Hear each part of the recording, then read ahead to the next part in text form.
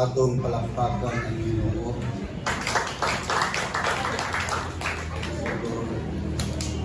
Kanatang palakpak na ay pamahaw, hinay matukayo, ay aspo na itong palakpak. Amen. Hallelujah. Dalaygon ang ngalan sa Diyos, ang Ginoo, nalipay, kanimo, nagihini aka sa balay alam kumanan. Amen. Ikaw po kani karon nalipay pa ka nga mosimba sa Dios. Hallelujah. Importante nga katagan yun nato dakong kabugaton kanang pagsimba sa Ginoo. Tungod kay daghan na kaayong mga butang nga itapos kalibutan. Dugay naman itong Israel o ang mga Hamas terrorist naggubat ang kontrol, wala pakit sila maghumang. Bisan gani ang Russia ang Ukraine hantod karon wala pakit gihapon sila maghumang. Unya na ako'y nabalitaan nga ang Afrika gilinog unya naliki ang maong nasod pila ka kilometro ang gidagan sa liki. Kaya kung ikaw buwan dito ng igo sa liki, hulog juga. Pero salamat sa Ginoo wala ka dito. Kay tuwa pa ka dito, basi imong balay, nahulog, huyog ka dito sa imong balay. Ngano man na, tungod kay kanang mga butanga, katumana na sa propesiya sa Biblia, nga nagkaduol na ang pagbalik sa Ginoo. Muna importante kaayo nga ato yung katagag bili kining pagpangalagad sa Dios tungod kay maora nay atong ikabalo sa Ginoo sa iyang pagkamaayo sa atong kinabuhi. Maayo ba ang Ginoo sa imong kinabuhi? Maayo gayon. Tungod kay kita gipandungan sa iyang grasya. Kung magbasa mo o Biblia sa Old Testament, ang mga tao sa Old Testament na ilalong sa balaod, kung makasala sila sa Ginoo na adayo'y silot. Sa atong prayer meeting karon na ata sa chapter 21 na, chapter by chapter na nato na kada Friday sa atong prayer meeting na namin sa chapter 21 na samtang nagabasabi sa mga panid sa Biblia, akong nakita nga labihan ka strikto ang balaod sa Ginoo. Kung makasumpak ka sa balaod sa Dios, ang silot death penalty. Kato pa ka ng death penalty biblical na sa Biblia. Katong naay lethal injection, murag ang mga tao na sagpuyo kay punungon man ang kinabuhi sa tao, pero sa Biblia diha na nadaan kay nga naman ilalom sila sa balaod sa Dios. Pero kita ilalom tas gracias Ginoo. Kung sa meaning ng grasya, the unmerited favor of the Lord. Naghingaping gracias Ginoo. Nga bisan sa makasala kaan ng orasaha, gitagaan pa ka gihapos Ginoo panahon nga maghinulsol. Kaya kung nahimo or naapa ka sa balaod, ilalong pa ka sa balaod, pagbuhat ni mong sala, sentensyahan yung kadayos Ginoo. Pero usahay na abusaran ang gracias Ginoo. Nga naman ang mga tao karon jutay ra ang seryoso nga nangalagad sa Ginoo. Hallelujah. Karon mga kaigsunan, natuta sa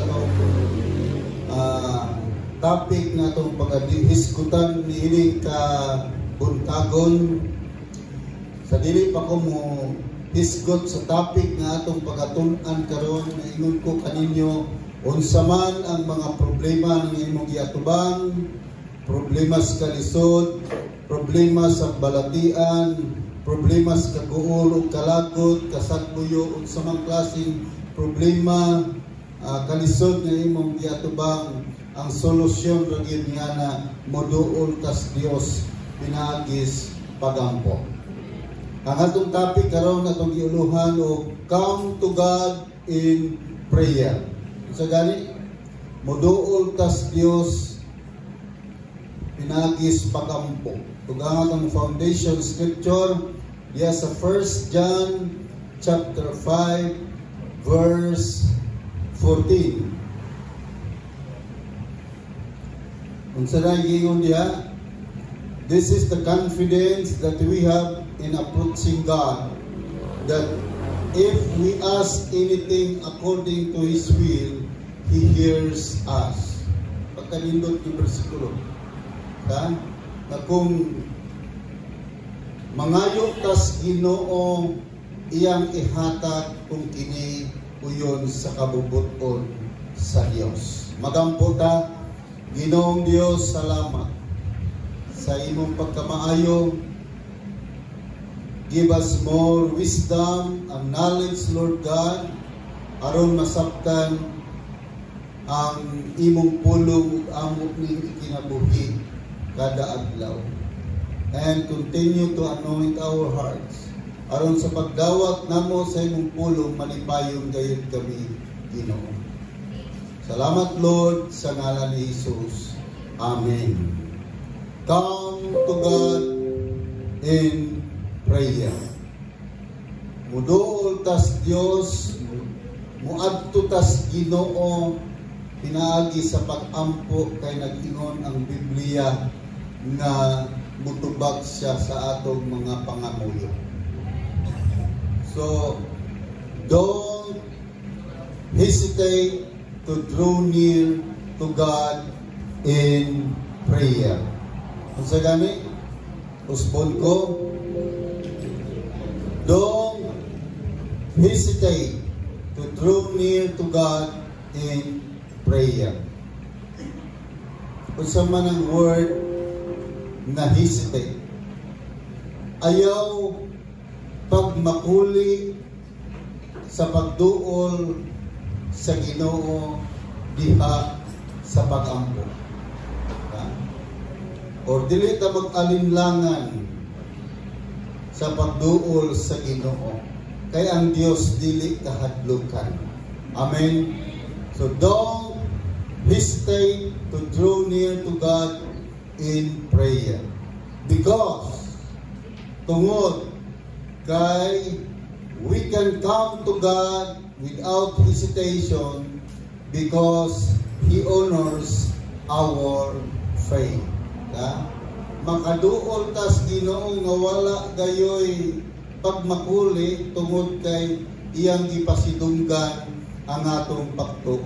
Sa gani meaning sa pagtuo diha sa Hebrews 11 verse 6 nagingon, now faith is the substance of things hoped for, the evidence of things not seen.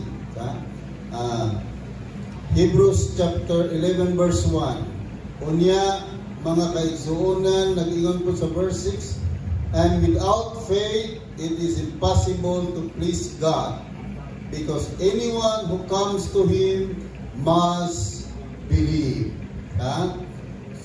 that He exists and that He rewards those earnestly seek Him. So, kinahanglan tang muduol sa Ginoo nga way pagmakuli tungod kay ang imong pagtuo pasidunggan na sa Ginoo.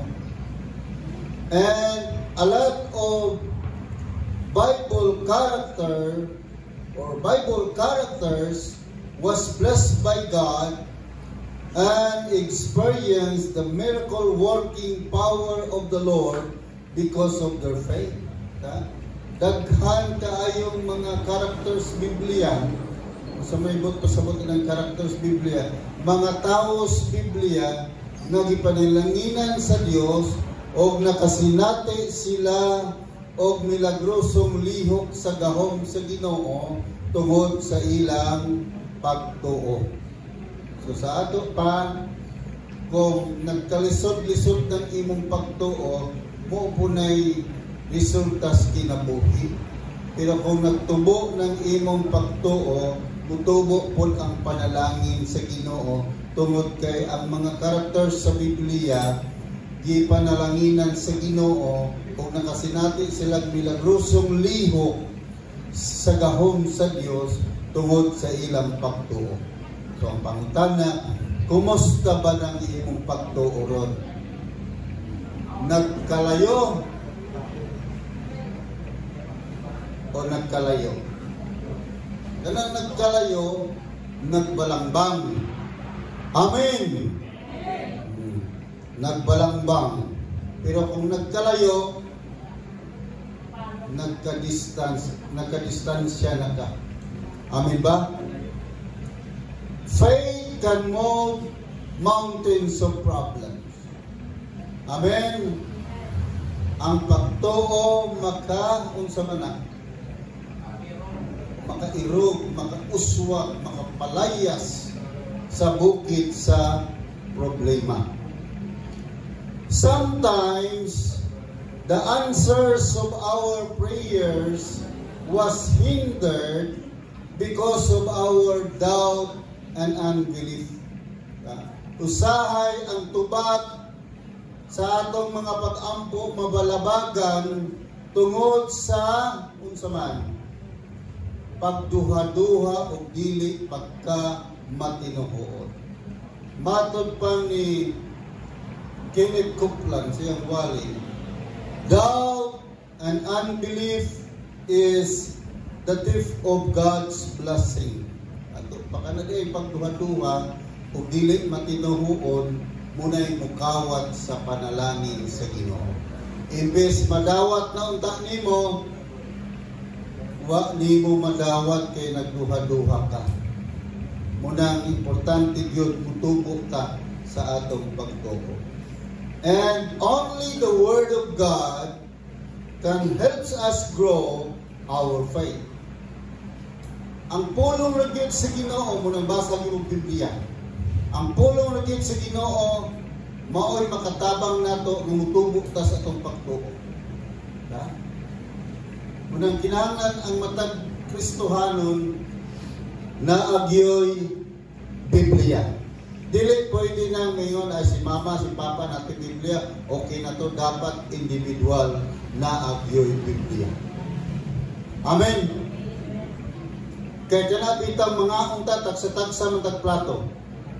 Ngayon baka nga, ay musalo akong mama, musalo akong papa. Kunya ang Biblia, pagkaong man sa tungkalan, hindi pwede magsalo-salo ka kung dili mo basa kita o Biblia. Amen? Hello? Muna naagi kay Biblia. So, we need to give enough time to God's Word. Kinahanglan muhatag tag insaktong panahon sa pulong sa Dios. Dili pwede na magtinilan nato ang pulong sa Ginoo. Dahil mo na tinugdan sa iya sa kinabuhi sa tao. O ang imong kinabuhi mahimong bahig tungod sa pulong sa Dios. O imong madawat ang mga panalangin sa Ginoo tungod kay ang Biblia naghatag og instruction sa matag kinabuhi sa tao unsaon pagkapot sa pulong sa Ginoo. Faith based on God's Word brings ourselves into God's miracle. Sa galing, usbon ko, faith based on God's Word brings ourselves into God's miracle. Ang pagtuo na nakabase sa Biblia sa pulong sa Ginoo magdala sa atong kaugalingon ngadtos milagro sa Dios. Buti pasabot kanang panalangin o milagros Ginoo dili na bugtawon tungod kay ang imong pagtuo nga nakabase sa Biblia nga ang pundasyon sa imong pagtuo magid ang pulong sa Ginoo magdala sa imong kaugalingon ngadtos milagros sa Dios. Amen. Palakpak ganin ninyong Ginoo. Number 2. Nganong dili ta makulit sa pagduol sa Ginoo. Number 2, God always listen and ready to answer our prayers. Amen? Hello? Ang Diyos kanunay, dili talagsa. Dili seasonal ang pagpaminaw sa Ginoo nimo, andam siya nga motubag sa imong pag-ampo. Kinsa may nag-ampo, sige. Kung sige nag-ampo, kanunay na minaw ang Dios. Og andam siyang motubag nimo. Jeremiah 33 verse 3. Kung sa may giingon diya, call to me, and I will answer you, and tell you great and unsearchable things you do not know. Tawag mo na ko. Kisay kaingon, ang Dios. Tawag mo na ko, ug ako mutubag kanimo. Ug akong ipadayag ug isulti kanimo ang mga dagko ug wala pa nahibawing mga butang. Wa pa kahibawin nimo. Mga ideya, mga pamaagi nga wa pa nimo mahibawin, ipadayag sa Dios sa dihang moampo kas Ginoo.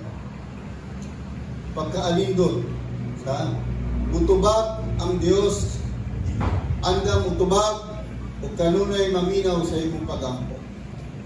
If our prayers is in line with His will and purpose. Kung ang imong pag-ampo uyon sa iyang kabubuton o katuyuan, 100% mutubag yun ang Ginoo. Kung ang imong pag-ampo uyon sa iyang kabubuton o katuyuan. Dapat dili busupak sa Biblia ang imong pag-ampo. Kay namang yung mangayo na dili uyod sa kabubutos Ginoo. Sama itong nainagampo, Lord, tagay kog kwartang ipalit og baboy. Kay sa diyang magluto ko, pasulo-suluan ako na yung akong kalaha, makaingon yun ang akong silingan na agid mi kwarta. Nga will pa ba na sa Ginoo? Panghambog na. So, mutubag ang Ginoo, maminaw ang Ginoo if our prayers is in line with His will and purpose. Amen! Muna, ato yung susihon ang atong mga pag-ampo. And there are 3 kinds of answers from God. Na ay tulo ka klaseng tubag sa Ginoo. Number 1, yes. Gusto mo ng yes? Okay, matutong madam. Oo. If you are in need. Gusto mo ng punto sa punta ng if you are in need.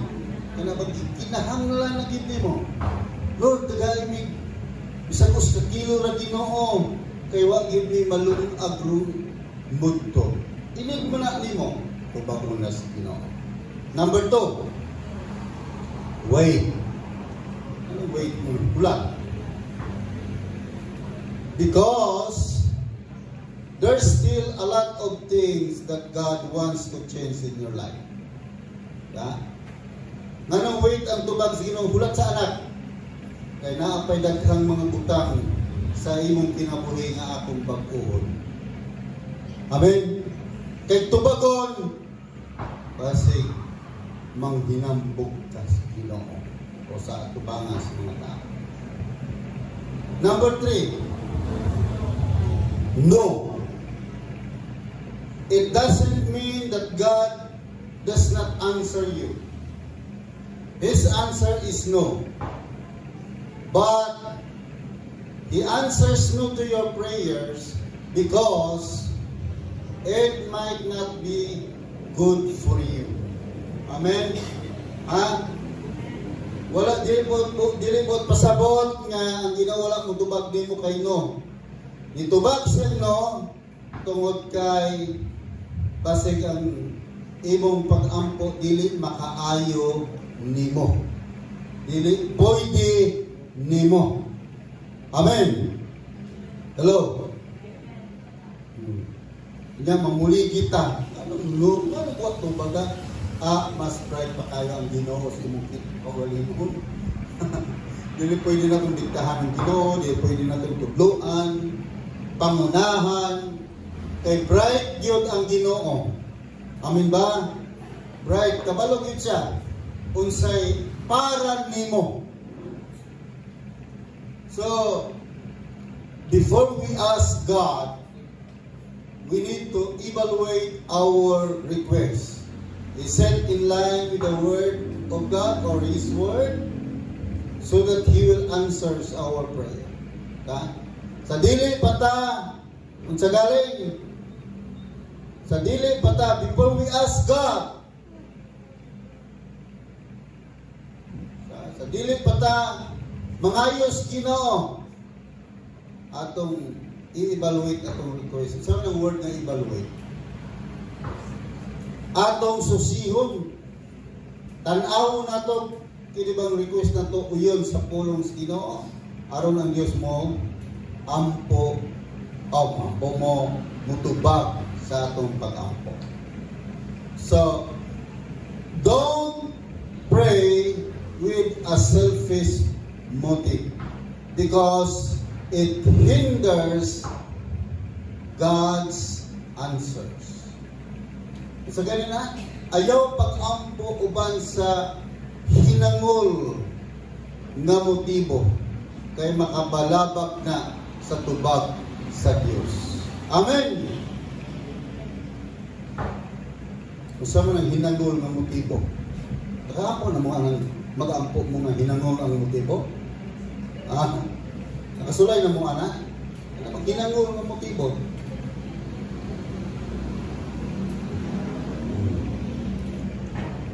Ginoo, nag-ampo mo nga imo kung tubagon, bahala ka na sila, unya na Ginoo.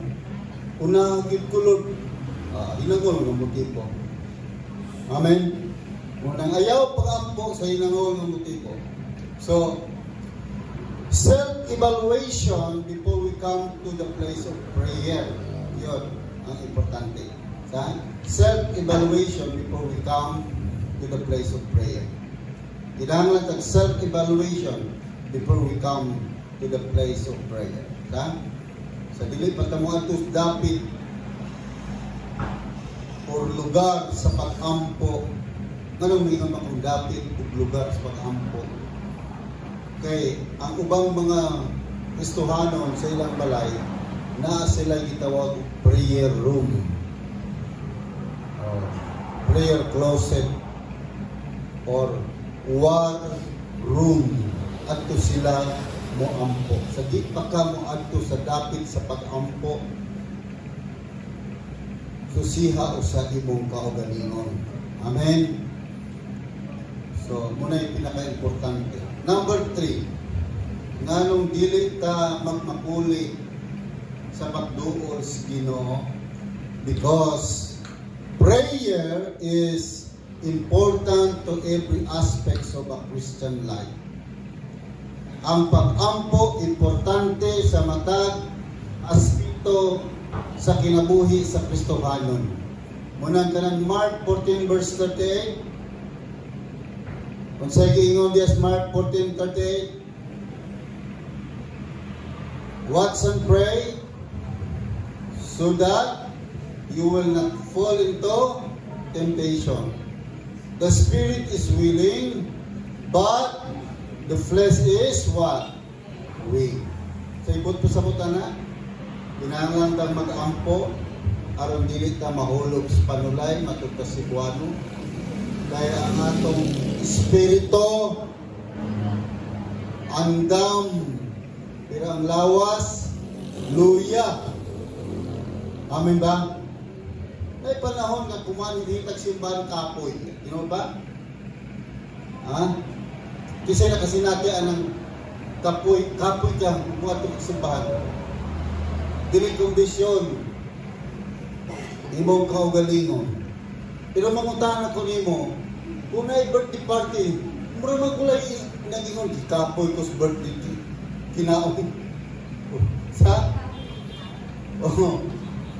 walay kapuyo, pero gari-gari simbahan, prayer meeting, usahay, ang tao magduka, pagyo, dili interesadong maminaw sa pulong sa Ginoo, pero gato tag birthday. Wa magyoy magpaduka-duka, walay magpakapoy-kapoy, walay magpaluya-luya. Ano naman na? So may naadit ko. Bomba! So prayer is important to, in every aspect of a Christian life. Why? Nga naman na importante. Because prayer, aminaw mo pag-aay na importante din. Prayer is a spiritual breath of a Christian. Isa gani? Ang pag-ampo is spirituhanong gininhawa sa Kristohanon. Kung sa may tawag di mo na wala magginhawa. Ha? Patay na. Kato pangudi na ka magsigig ampo, patay ang imong espirituhanong pakigrelasyon sa Diyos. Ha? Munang, kinahanglan yung mo ginhawa. Diba, ningon kitong last Sunday, pasalamat tas Ginoo kay ang Ginoo dili parehag nuriko. Isa man ang nuriko. Galing ka kabayan. Potol. Kuya, maayon yun ang Ginoo, no? Kaya di ka kasimbang, dili yun ang Ginoo. Na, ulong sa ginahawa ha, kaya wak ka kasimbang. Kuya, within 24 hours, kung ang tao dili na mo ginahawa sa may tabo. Sulod sa 24 ka oras. Ha? Awa na. Tigok na. Ha? Oo. Koinonia na daw. Okay na mo ginawa. Koinonia.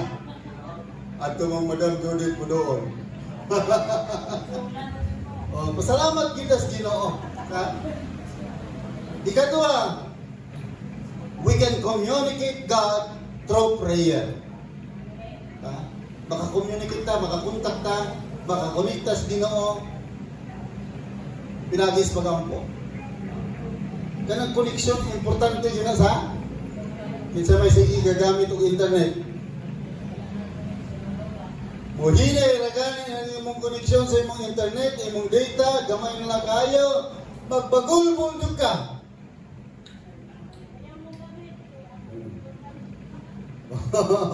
May nang uban nga nakakakunik mo, ayaw mo gamit kay ako sa'yo mo gamit.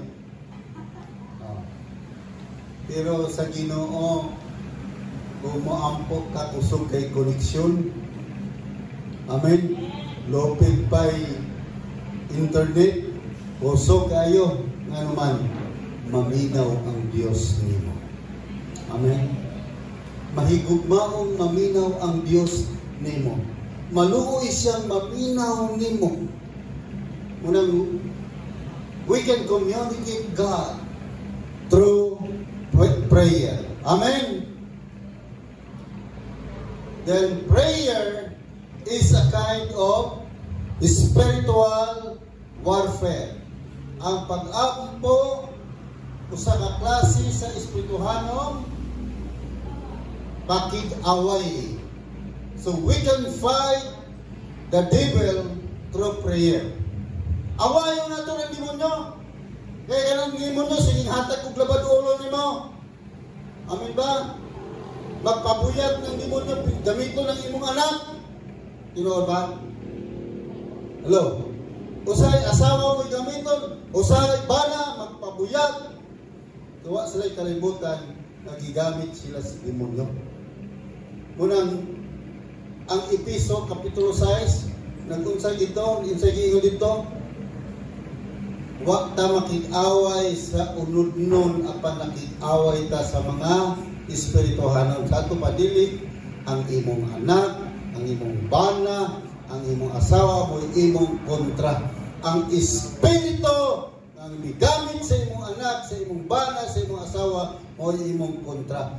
Bugno ana, away na, pinaagis pag-ampo. Amen. Pinaagis pag-ampo. Nga naman, when we pray, God sent His angels to fight for us. Wow! Sa di ay muampo di ay ka, ipadalas Ginoo ng iyang mga anghel aron makik-away para nimo. Maingon ang Dios, Angel Michael adtos balay ni Soses. Awayan ang mga marites diha. Mga marisol diha, awaya. Amen. Maingon ang Ginoo, adto dito Angel Michael. Kuha, putla ang kawaladon sa panimalay ni Sister Martilene. Wow! Di kaya giputol na matingala Sister Martilene. Sige man lamang ming kahumay, o naman may magsigid mais, kaya giputol ang kapublik. Ngano? Nagluhod na Sister Martilene. Ipadala ang anghel sa Dios aron makik-away sa mga trabaho demonyo nga naa sa imong panimalay. Amen! Lapakin ninyo ang Ginoo. Prayer change many things. Amen? Ang pag-ampo, makausap na sa daghang mga butang. Kung ikaw, lisod karon, magsige pag-ampo, mausap na nga naman kay pauswagon ka sa Ginoo. Amen? Do you agree with me? But only mature Christian love to pray. At hindi kayo tanan mga Kristohano na ng buon. Amen ba? Katurong mga hamtong ng Kristohanon nahigugmang ampo. Amen? Diba? Ang tanang tao di mang tabian, tanan. Katurong maritis may tabian. Kaya po na sa itong Kristohanon, kasatong mga hamtong, huwag na'y mahigugmang mo ampos Ginoo. Amen? Ganahan na mo ampo. Sa una, nakakontak ko sa mga taga-Friends of Jesus Ministry. Ilang trabaho, mga hatag sila libreng Biblia. Unya, ang gipadala sa taga-Friends of Jesus diri sa atong lugar, sa dito kami sa Manhuyo nagpuyo, wala pa ni himugso ni simbahan. Dito pa ko speakers simbahan nag-assess. Mga sundalo ang ipadala diri sa Manhuyo. Unya na ay mga major, na ay mga captain, na ay mga sergeant, na ay mga putol ug tiil kay naigo ug important ay nganuman katuloy ay pagkudita ni hunasan. Apil di ay sila, mga tao silang hunasan, miingon res hunasan kuno nga sige natay kontra pag ready mo paggawas nila sa Camp Parami di ramandayon ug important kung sa putol intawon din putol. Pero na-bless ko nila kaya na born again man sila na mo silang Kristohano. Pag-abot nila dito sa balay nga ang gipunan, wala sila makikistorya, wala dahil sila, "Uy, kumusta ka, pastor?" Ang ilang gibuhat, nagunitanay dahil sila sa ilang nagkamot, ug na nag-ampo, "Ginoo, salamat nga nakaabot kami nga safety diri. Salamat Ginoo sa provision, salamat Ginoo sa sakyanan, sa driver." Apil man driver? Salamat Ginoo sa sakyanan nga kondisyon, apil man sakyanan, giampo pa. Grabe ang ilahang pagbati sa pag-ampo. Kaya ang mga hamtong ng Kristohanon may ganahan, radyo, mahigugma nga mo ampo. Amen. Unang, inay mo kagalingon, hamtong na ba ko? As you said, I am a matured believers. Ikaw rin gid mahitalo. Amen ba? Amen? Kaya ganahan na galing kang Kung sige ka ampo, di galing ka mahimutan nga, di ka ampo, naghamdong na ka. Ano naman, di mo ka mahimutan nga, di ka ampo. Ha? Ang tinuod lang mga kaisan, wala kong manghinambog ninyo, siguro kabuhat alin. Kada yun agis mga ambulance, di yun masipyat ang akong pag-ampo. Ginoo, gumniti ang kinabuhi niya ng pasyente. Ayuha ang balakian, takbuha ang tambal, padali sila ginong mga pastor nga magwali sa inyong pulong aron maluwas ang kalangog espiritu sa pasyente o ang nagbantay sa pasyente. Kinsay nakahimo ara. Kada ginaagay ko rin, di gina, bisan pa magkaon ko, muhunong tuto, magkibok-kibok din ang akong nga naman, aron dili makusgay ang kinabuhi sa pasyente. Kaya ang ospital, dili tanang mga ayo sa ospital, naapoy mga matay dito. Amen ba? Naay mga matay dito, dili tanang mga ayo, munang kinahanglan sila mga pag-ampo. And the more prayer that we did, the more presence of God that we experience in our life. Amen? Sige kag-ampo, kanunay mo masinati ang presensya sa Ginoo. Sa ato pa, samtang naglakaw-lakaw ka kay sige kag-ampo, gipalibutan na kakanunay, gisundan na kakanunay sa presensya sa Dios. Amen? Naglakaw ka, bato ka siya, naligo ka, mamuntra ka, ang presensya sa Ginoo nagkuyog nimo. Gaubay-ubay dihan mo. Amen? Unya, ngunit nakalindog, kung nakas presensya sa Diyos.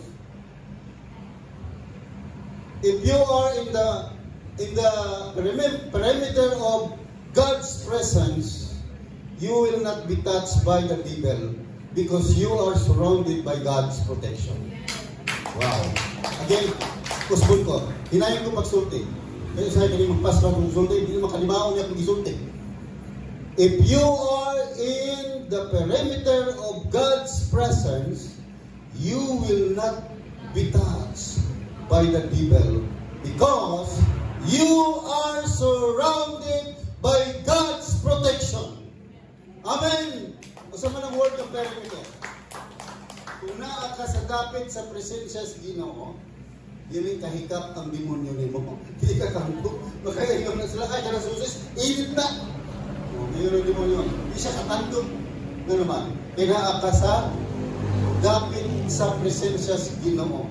Nga hindi ka mahilagtas demonyo. Naglibot ang proteksyon sa Ginoo. Amen. Kung sa ganito giingon sa Biblia nga, ipadala sa Diyos ang mga anghel. Aron? Asa dapit babasa? Salmo. Sige, kinsa ito makaw nagbasa. Kung panalangin ang ganito, Ginoo daghang panalangin, mayon ko. Kinsa ito na mubasa ang versikulo na i-premium? Marsigor mo na. Sige, madam. Papantayan ka sa Diyos sa iyang mga anghel, aron pagpalagipot kanimo sa asang araw. Amen. Nga naman ng anghel sa Diyos, tungod kay nakakakanunay sa presensya sa Ginoo. Isang asa ka, isang mato pagani kang CR, maligo ka, nagya po ng anghel sa Ginoo nimo. Isang asa ka, magkaon ka, bantayan ka sa Ginoo kay nga bukog matulong nimo. Unang ang buhaton sa anghel ipasangit sa imong ngipon ang bukog aron dili ka matukad. Sa'yo na mabukog nimo tutulunan? Bayo pa ba? Ha? Unang buhaton sa anghel ipasangit sa imong tanong aron ka dili matulog sa tutulunan. Ang problema lang kung wala may tanong. Pustiso. Provider ka sa Ginoo pustiso. Munang usbon ko mga kaigsuunan, unsa man ang imong problema karon? Kinsa na yung problema? Unsa man ang imong problema? Unsa man ang imong panginahanglan? Nakay panginahanglan? Unsa man ang imong gibati sa imong kasing-kasing, bugat, hapdos, kasugko, kahilubos, come to God in prayer. Amen. Amen. Moadto gid kas Ginoo sa pag-ampo. Why lain? Kay muduol tag tao balibaran ta usahay. Ma-misinterpret po ta usahay. Tinuod ba? Kanya ang tao kung muhatag ilara kahigayon. Usahay buy-buyan patas tao. Pero kung ang Dios mo'y muhatag, magulang na lamang at dinawat, wag ka kadumugog boy-boy sa Ginoo. Magpinulit na lang ang dinawat sa panalangin sa Diyos, wala yun, buboy-boy ang Diyos nimo. Kita maboy-boy, tag natin, mahimot ha. Sipyan kagaling ng atong silingan, kaboy-boyan yun. Tagaw. Tilaw ba ron? Ha? Oh. Muna yung nature sa tao. Pero ang Diyos, marigingon ako, magulang na lang ang dinawat sa panalangin sa Diyos. Di ka kadumugog boy-boy sa Diyos. Kay maluluyon o mahigmaon ang Diyos nga imong kialagaan. Manindog ta. Hallelujah. Dalay ko ng ngalan ni mo Ginoong Hesus. Dalay ko ka o Diyos lumod kay maayo ka sa among kinabuhi. Padayon ka sa pagpanglihok sa kinabuhi sa imong mga anak aron kami mo hamtong. Aron kami Ginoo dili mapandol, mabakslay, madiskurahi sa among pagpangalagad tungod kay haluhol na ang imong pagbalik. Ginoo, uban na mong mga kaisuonan nga wala karon, abuta sila sa imong presensya, sa imong revelation nga makadawat sila nga kinahanglan day sila kanimo Ginoo. Salamat Lord sa ngalan ni Jesus. Amen. Ang lingkod ka